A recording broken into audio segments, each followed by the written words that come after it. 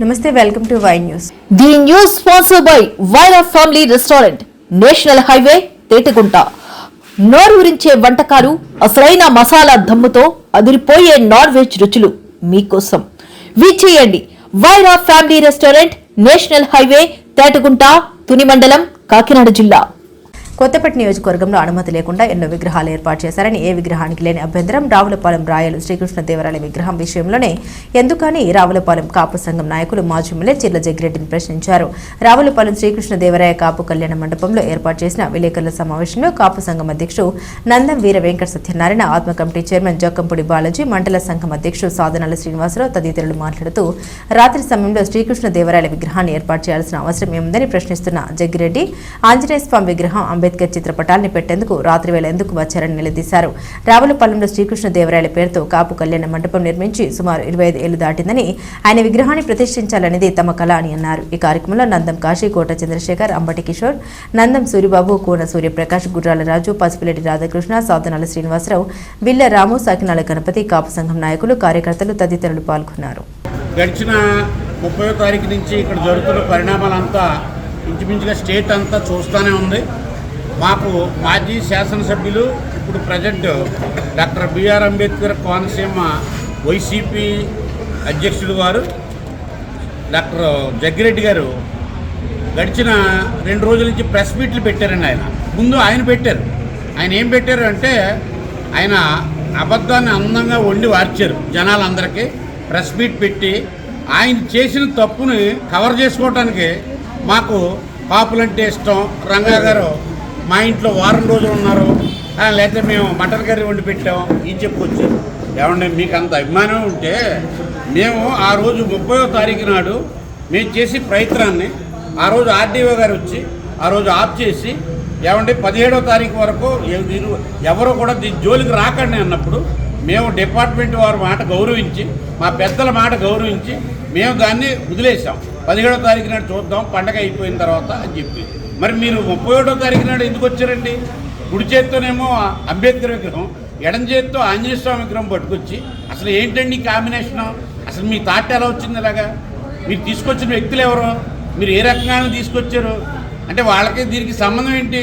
అంటే దళిత సోదరుల్ని 4 కార్ల మీద తీసుకొచ్చి ఇక్కడ ఉన్న కాపుల మీద ఉసుగొలిపి వీళ్ళని గొడవలు పెట్టి వీళ్ళ కొట్టుకు చేయాలంటే ఈ కులాల కుంపట్లో మీరు మంట కాపుదామన్నా?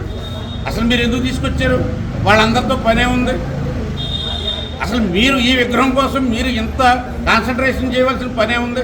కృష్ణదేవరాయ కాపు కళ్యాణ మండపంలో గత 15 సంవత్సరాలను బట్టి కృష్ణదేవరాయల బొమ్మ పెట్టాలని మా నాయకులు అందరూ మా కోరిక ఎప్పటి నుంచో ఉంది. కోరిక దాన్ని ఎప్పటి నుంచో అనుకుంటూ ఉంటే పెట్టుకున్న 15 సంవత్సరాలు, ఈలోగా 2 సంవత్సరాల జగ్గిరెడ్డి గారికి వెళ్ళి ఇంత పత్రం ఇచ్చడం జరిగింది శాసనసభ్యులుగా ఉన్నప్పుడు. అలాగే పంచాయతీకి రావులపాలెం పంచాయతీ కూడా ఇవ్వడం జరిగింది. అప్పటి నుంచి అలాగ కాలాతీతం జరుగుతూ ఉంది. ఇది అంతకుముందు ఈ కళ్యాణ మండపం 2003 నుంచి అన్ని రుప్పలతోటి ఆటలతోటి ఉండేది. అప్పుల్లో ఇక్కడ ఈ ఏరియాలో కూడా ఏవి కూడా ఉండేవి కాదు. అప్పటి నుంచి మేము అదే సెంటర్లో పెట్టుకోవాలని, మా కృష్ణదేవరాయల బొమ్మ పెట్టుకోవాలని మా కోరికగా ఉండేది. అలా ఉండే కొలిది గత 3 నెలల మట్టి పంచాయతీ వాళ్ళ దగ్గరికి వెళ్తూ ఇంత పత్రం ఇవ్వడం జరిగింది. పంచాయతీ వాళ్ళు మునిరెడ్డి గారు, ఈఓ ప్రసాద్ దగ్గర కూడా కలవడం జరిగింది, కాగితాలు ఇచ్చడం జరిగింది.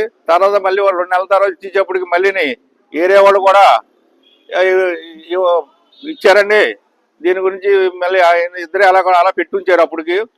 అలాగే జరిగి కొలిది మళ్ళీ పంచాయతీలో మళ్ళీ మా కవరింపు జరిగింది. కవరింపుతో పంచాయతీ వాళ్ళు ఏం చెప్పారంటే, ఇక్కడ ఏదో మారుతి నగరం లేదా ఆంజనేయ స్వామి బొమ్మ పెడతారండి, ఇది అని అంటూ కొంచెం మాకు ఇన్ఫర్మేషన్ వచ్చింది. 10,500 రూపాయలతో మీరు ఆంజనేయ స్వామి విగ్రహం ఒక్కోటి ఇక్కడ పెడదామని కొన్నారని సమాచారం ఉంది. కాబట్టి మీరు రాత్రి మా జాతికి అన్యాయం చేస్తారని చెప్పి మాకు ముందు సమాచారం ఉంది. కాబట్టి ఆ రోజు 30వ తారీఖు 10 గంటలకి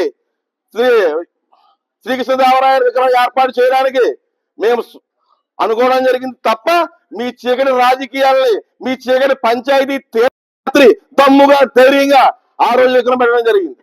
ఇదే సందర్భంగా మిగిలిన పార్టీలందరికీ ఒకే విషయం చెప్తా ఉన్నా. ఒక జిల్లా ప్రతిపక్ష నాయకుడు జిల్లా అధ్యక్షుడు.